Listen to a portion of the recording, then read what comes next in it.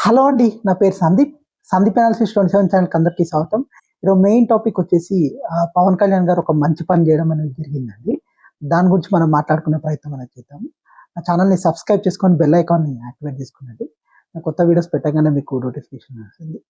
ఏదైతే మన్యం జిల్లా పార్వతీపురంలో వచ్చేసి ఏదైతే 6 ట్రైబల్ ఏరియాస్‌లో వచ్చేసి పవన్ కళ్యాణ్ గారు సహాయం చేయడం అనేది జరిగిందండి.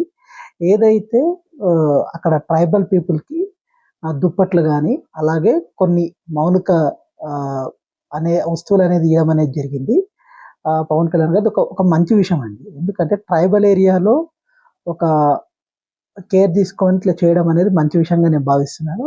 ఇదే పవన్ కళ్యాణ్ గారి దగ్గర నుంచి మేమందరం గూడా కోరుకుంటున్నాం. ఎందుకంటే ఎప్పుడైనా గాని మనం అధికారంలో ఉన్నప్పుడు సేవ అనేది కంపల్సరీ చేయాలని నేనెప్పుడు ప్రతి వీడియోలో నేను చెప్తుంటాను. ప్రతి విషయంలో పవన్ కళ్యాణ్ గారికి నేను చెప్పేదేందంటే, ఒక మంచిగా చేయాలనేదే చెప్తుంటాను తప్ప విమర్శించాలని గాదు ఇది. కానీ ఇంకో విషయం ఏందంటే, రిఫార్మ్స్ తీసుకురావాల్సిన అవసరం అనేది ఉంది. అవసరం అండి. ఎందుకంటే ఇది పర్సనల్‌గా చేయడం అన్నమాట. ఏదైతే రోడ్లేయడం అది గాదు. ఒక మనిషి విధానంలో నుంచి కొత్తది చేంజెస్ అంటే ఏదన్నా తీసుకొచ్చే ప్రయత్నం అనేది పవన్ కళ్యాణ్ గారు చేయాలనేది నేను కోరుకుంటున్నాను. కొన్నిట్లో మంచి పనులనేవి చేస్తున్నారు.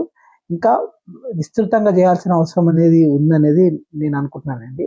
ఇంకా పవన్ కళ్యాణ్ గారు చాలా వరకు కరప్షన్‌ని ఎంకరేజ్ చేయడం కూడా తప్పే అని నాకు అనిపిస్తుందండి. ఇప్పుడు కూడా నేను అంటే కూటమి గవర్నమెంట్ వచ్చేసి కరప్షన్‌ని ఎంకరేజ్ చేస్తున్నప్పుడు దీన్ని వ్యతిరేకించిన పవన్ కళ్యాణ్ గారే ఇప్పుడు కరప్షన్‌ని ఎంకరేజ్ చేయడం అనేది కరెక్ట్ కాదని నేను చెప్తున్నాను. ఇంకోటేందంటే అక్రమాలనేది చేయడం అనేది కానీ మంచి పనులు చేసినప్పుడు ఎలా అయినా గాని అప్రిషియేషన్ అనేది దొరుకుతదండి. అది మర్చిపోవద్దనేది చెప్తున్నాను.